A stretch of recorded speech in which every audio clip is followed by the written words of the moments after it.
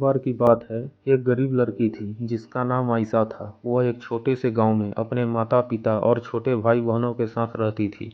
उसके पिता एक किसान थे, लेकिन खेत बहुत उपजाऊ नहीं था और वे अक्सर किसी तरह का गुजारा करते थे। आयशा एक बुद्धिमान और जिज्ञासु लड़की थी। वह अपने आसपास की दुनिया के बारे में जानना पसंद करती थी। वह एक वैज्ञानिक बनने का सपना देखती थी, लेकिन वह जानती थी कि अपने परिवार की स्थिति के कारण उसे अपना लक्ष्य हासिल करना मुश्किल होगा। एक दिन आयशा के पिता बीमार पड़ गए। यह काम करने में असमर्थ थे और परिवार की आय और भी कम हो गई। आयशा को अपने परिवार की मदद करने के लिए स्कूल छोड़ना पड़ा। आयशा ने अपने परिवार का समर्थन करने के लिए कड़ी मेहनत की। उसने घरों की सफाई की और खेतों में काम करने जैसे अजीब-गरीब काम किए।